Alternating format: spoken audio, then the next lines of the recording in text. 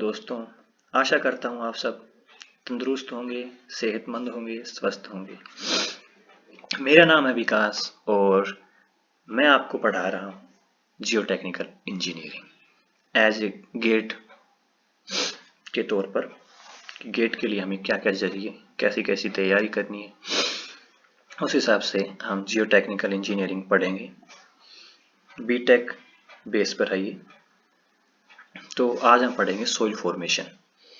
क्या होती है सोइल फॉर्मेशन, कैसे बनती है सोइल, यानी सोइल यानी मिट्टी, फॉर्मेशन यानी बनने की प्रक्रिया, मिट्टी कैसे बनती है। सबसे पहले हम पढ़ते हैं डेफिनेशन ऑफ सोइल। सोइल कैसे बनती है ये जानने से पहले हमें पता तो होना चाहिए सोइल होती क्या है। तो definition of soil, generally the term soil is used for upper layer of the earth surface which can support plants, यानी कि धरती की ऊपरी परत जिस पर पेड़ पौधे उगते हैं उसे हम सोइल कहते हैं। ये तो होगी एक एज ए देसी लैंग्वेज, मान लो एज ए छोटी डेफिनेशन, पर एज ए इंजीनियरिंग बिहेवियर से हम देखें तो soil is an unconsolidated material that has resulted from the disintegration of rocks by various weathering agencies like water, air, etc. Soil एक loose material होती है, यानी अनकंसोलिडेटेड मटेरियल है, जो कि कहाँ से बनती है, कैसे बनती है। डिसइंटीग्रेशन ऑफ रॉक्स, यानी कि जब वेदरिंग एजेंसी बार बार उस पर स्ट्राइक करती है, एयर उस पर बार बार स्ट्राइक करती है, वाटर उस पर बार बार स्ट्राइक करता है, किस पे, रॉक्स पे, चट्टानों पे, तो चट्टान धीरे धीरे डिसइंटीग्रेशन होना शुरू कर देती है, यानी कि चट्टान धीरे धीरे छोटे छोटे टुकड़ों में टूटना शुरू कर देती है, और यही छोटे छोटे टुकड़े आगे जाके सोइल का रूप ले लेते हैं। Soil is used as a construction material. हमें पता है सोइल का हम कंस्ट्रक्शन मटेरियल के रूप में यूज करते हैं। बहुत से सिविल इंजीनियरिंग प्रोजेक्ट के अंदर, डैम बनाना हो तो भी, बिल्डिंग्स के अंदर, बड़े बड़े मॉल्स में, ब्रिज में, एटसेट्रा। आगे है definition of soil mechanics. Soil mechanics क्या होती है, पहले हमने पढ़ा सोइल क्या होती है, अब हम पढ़ेंगे सोइल मैकेनिक्स क्या होती है। Soil mechanics is the branch of science that deal with the study of physical property of soil and behaviour of soil mass subjected to various type of forces. हम पढ़ते हैं सोइल मैकेनिक्स के अंदर हम किस चीज की स्टडी करते हैं, सोइल की करेंगे, सिंपल सी बात है। पर हम देखते हैं सोइल मैकेनिक्स के अंदर कि किसी भी सोइल की फिजिकल प्रॉपर्टीज क्या है और वो कैसा बिहेव करेगी अंडर द प्रेशर और under the forces. Different type of forces के अंदर डिफरेंट बिहेव दिखाती है सोइल, और ये हमें पता है। तो उसी बिहेव को जानने के लिए सोइल मैकेनिक्स को बनाया गया था। जो टर्म है सोइल मैकेनिक्स सबसे पहले डॉक्टर कार्ल तिर्जाकी ने 1925 में दी थी, जो कि फादर ऑफ सोइल मैकेनिक्स के नाम से भी जाने जाते हैं। अब सोइल इंजीनियरिंग आ गई, यानी कि अब सोइल इंजीनियरिंग और सोइल मैकेनिक्स के अंदर डिफरेंस होता है। क्या डिफरेंस होता है, आइए देखते हैं। Soil engineering is the application of principle of soil mechanics to practical purposes. Practical problem को सोल्व करने के लिए सोइल मैकेनिक्स का ही प्रिंसिपल का यूज जब हम करते हैं तो वो कहलाती है सोइल इंजीनियरिंग। ये एक बहुत बड़ी टर्म है जिसके अंदर हम सोइल मैकेनिक्स भी आ जाती है, जिसके अंदर हम जियोलॉजी भी ले लेते हैं, जिसके अंदर स्ट्रक्चरल इंजीनियरिंग भी आ जाती है, जिसके अंदर सोइल डायनामिक्स का भी यूज होता है, जो कि जरूरी है। किस लिए जरूरी है, ताकि हम प्रैक्टिकल सोल्यूशन निकाल सके प्रैक्टिकल प्रॉब्लम्स का रिलेटेड टू अर्थ स्ट्रक्चर या फिर रिलेटेड टू सोइल। अब हम पढ़ते हैं definition rock mechanics. Rock mechanics पढ़ने से पहले हम पता तो होना चाहिए रॉक क्या होती है। तो रॉक क्या होती है, रॉक यानी कि चट्टान। चट्टान होती क्या, एक नेचुरल एग्रीगेट है। हाँ है, नेचुरल एग्रीगेट है। किसका है, मिनरल पार्टिकल्स का है, यानी कि एक मिनरल पार्टिकल का नेचुरल एग्रीगेट है जो कि बंधा होता है बहुत ही स्ट्रॉन्ग और परमानेंट कोहेसिव फोर्स से, जिसे हम रॉक कहते हैं। पता लग गया कि क्या होती है चट्टान। उसके बाद हम पढ़ते हैं रॉक मैकेनिक्स क्या होती है। Rock mechanics is the science, एक साइंस है जो डील करती है application of the principle of mechanics. Mechanics यानी कि उस यांत्रिक या फिर उस तरीके का प्रिंसिपल को, यानी कि जो सोइल मैकेनिक्स है उसमें हम सोइल की बिहेवियर पता करते थे। अब रॉक मैकेनिक्स है तो हम रॉक्स के बिहेवियर का पता करेंगे under the effect of force. उसके बाद देखते हैं हम जियोटेक्निकल इंजीनियर। जियोटेक्निकल इंजीनियर क्या है, ये एक सब डिसिप्लिन यानी एक छोटा भाग है किसका, सिविल इंजीनियरिंग का। हाँ भाई है।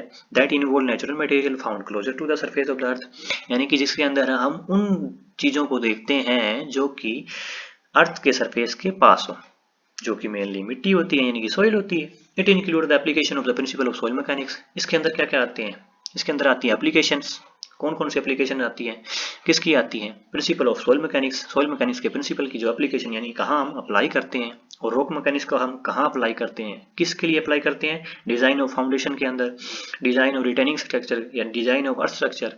इन जब स्ट्रक्चरों का हम डिजाइन करते हैं तब हम जो सॉइल मैकेनिक्स, रॉक मैकेनिक्स के प्रिंसिपल का जब यूज करते हैं, ये सब आता है जियोटेक्निकल इंजीनियरिंग के अंदर, और ये एक छोटा भाग है सिविल इंजीनियरिंग का। हमें पता लग गया, हमने बहुत सी डेफिनेशन देख ली। अब हम पता करते हैं ओरिजिन ऑफ सॉइल यानी सॉइल बनती कैसे है, जो कि मेनली मकसद है हमारा। Almost all the soils are formed by disintegration of rock, यानी कि धरती पर जो भी सॉइल मौजूद है वो हर तरह की सॉइल हमेशा बनती आई है और बनती रहेगी। कैसे बनेगी?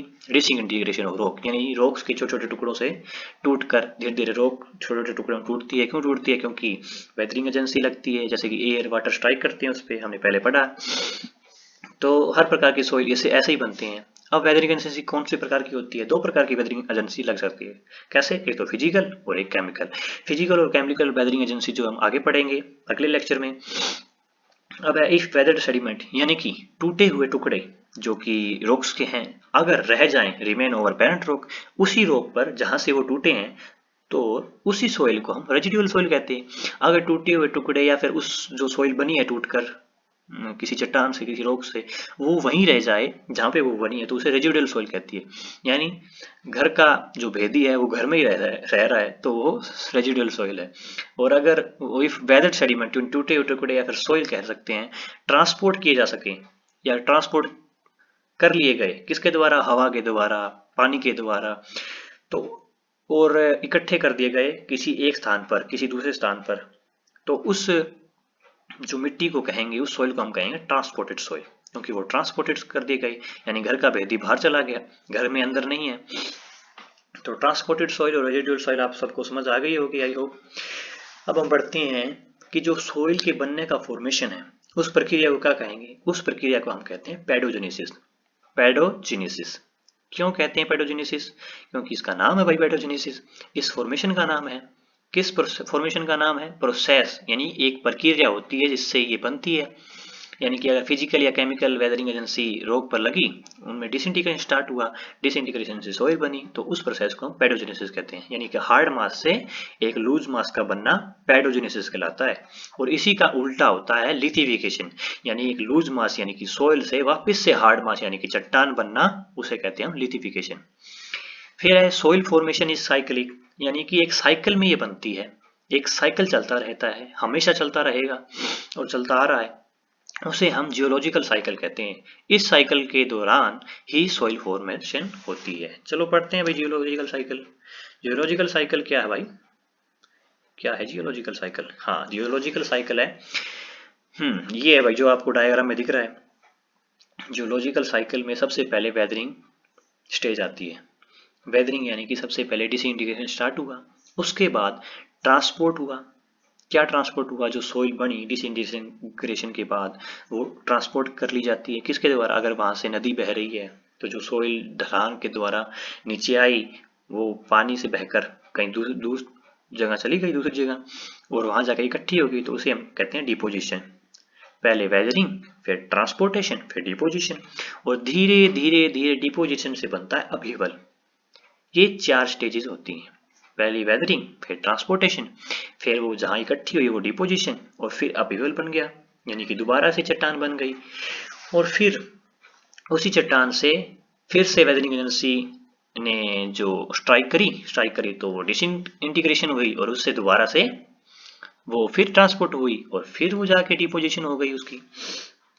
ऐसे ये साइकिल चलता रहता है।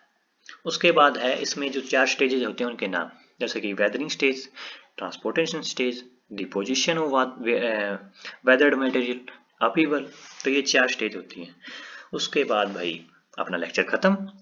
तो अब हम अगर डिटेल में पढ़ेंगे कल, जो ये वेदरिंग, ट्रांसपोर्टेशन, डिपोजिशन और अपहीवल हम नेक्स्ट लेक्चर में पढ़ेंगे। और if you like my video then do not forget to subscribe, like and share. Thank you दोस्त, थैंक यू वेरी मच दोस्तों, and have a nice day.